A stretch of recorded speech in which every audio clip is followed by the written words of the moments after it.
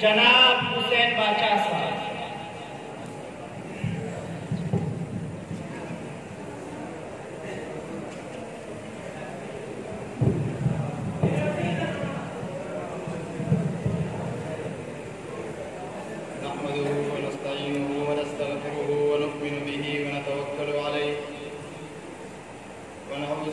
من شرور أنفسنا ومن سيئات أعمالنا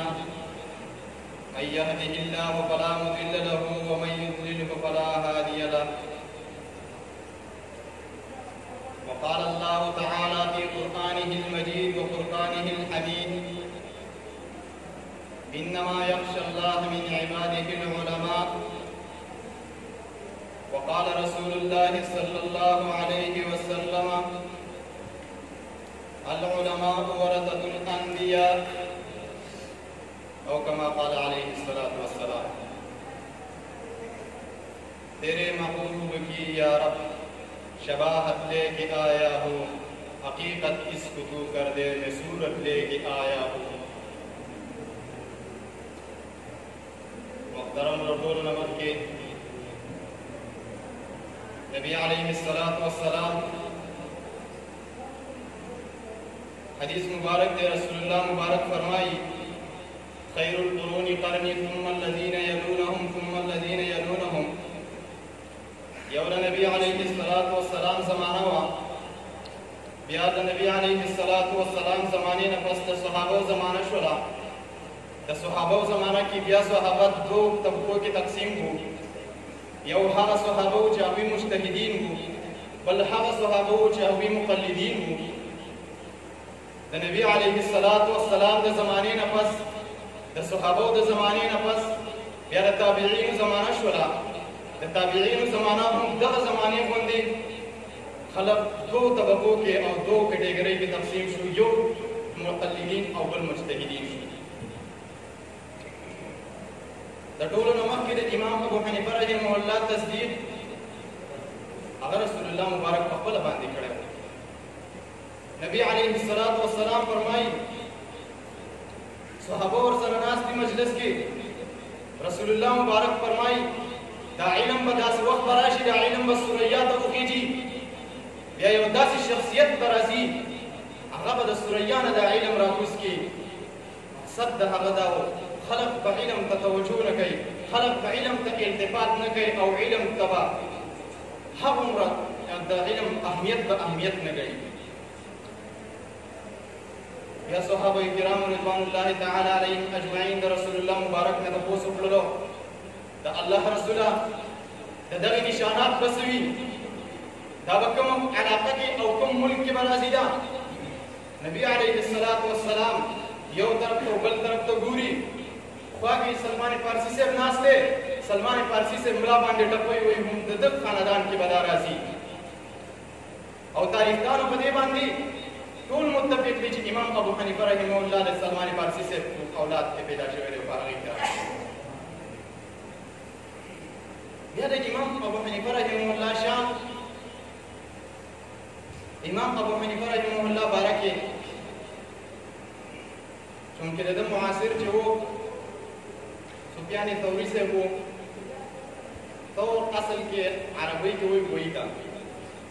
लेकिन अगर तुम मुत्तबी सुन्नत को अगर टूल उम्र के चलते सुन्नत मुखालफत न करे या यो मौका इत्तिफाकी दा सिराग लला मस्जिद न वतलो बाहर था और चूंकि सुन्नत दा जी सिक्के सब को वसड़े मक्की कई और दा मस्जिद न वतलो खीख पे मक्की कला यो हातिबी आवाज पे को शुरू वेलिया सो अगर दा आवाज तुम रखो शुरू खल को दे दा जमाल अकब बिदा दिन को कबल और नुम सरना रा बले. लेकिन हर ज़माने मुहद्दिसीन यो मुहद्दिस तबा 2 लाख और 3 लाख हदीस मुबारक को हिफ्ज़ बांध दिया. सुफियान सौरी से नसूल तपोस कई वाया कने इमाम अबू हनीफा रहमहुल्लाह मुस्तअस की देर शवे ते इमाम अबू हनीफा रहमहुल्लाह शान सो अखबल बांध तुम लोई मुहद्दिस. लेकिन हगा फरमाई कोई कुन्ना बैन यदै अबी हनीफा कल असाफीर बैन यदिल बाजी. مونږ بر امام ابو حنیفه رحمه الله مخې ته داسې ښکارېدلو لکه د باز مخې ته چې چرچڼې ناستې وي امام ابو یوسف رحمه الله نه چاته پوسو کړل وایي کنه امام ابو حنیفه رحمه الله څنګه شان دی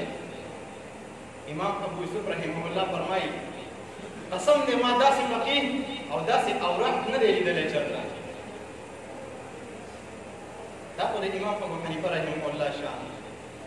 بیا د ده شاګرد امام شافعي رحمه الله امام شافعي رحمه الله یو موقع کې محدثین ناست دي یو زنانه راغله د مسلې تپوس یې وکړلو چونکې هغه محدثینو ته 2 لکه 3 لکه حدیث مبارکه په حفظ یاد وو لیکن چا هم جواب ورنه کړلو یو محدث راپاڅېدلو امام شافعي رحمه الله مخامخ را روان دی هغه محدث هغه زنانه ته وایي د دې سړي نه تپوس وکړه کېدای شي دا درته جواب درکړي زمونږ کې چا هم تا ته جواب درنه کړلو هغه زنانه چې ورغله امام شافعي رحمه الله ته امام شافعي رحمه الله بغیر د سوچ او فکر نه جواب ورکړلو هغه محدث را مخکې شولو وایي عجیبه کار دی امام صاحب عجیبه کمال دی وکړلو حدیث مونږ ته یاد دي په حدیث باندې مونږ خبردار یو جوابونه ته ورکوي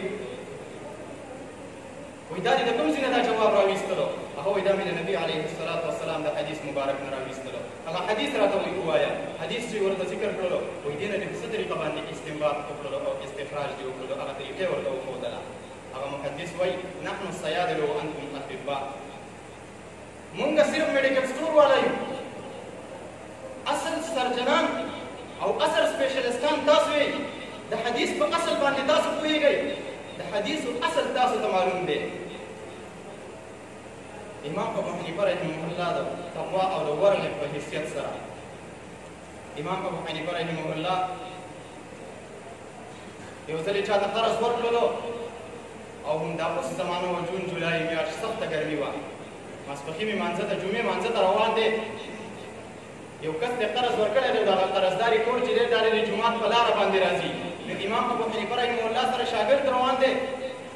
او امام ابو حنیفه رحمه الله د سوري باندې ځي دیوالونو سوری دی داسې روان دی کله چې یو کور ته ورسېدو زر د دې سوري نه رادېخوا شولو د غرمو باندې لاړلو هغه کور چې ختم شولو بیا هغه سوري ته رانږدې شولو خو هغه شاګرد وایي زه پوه نه شوم تپوس مې ترې وکړلو جی دا څه مسله وه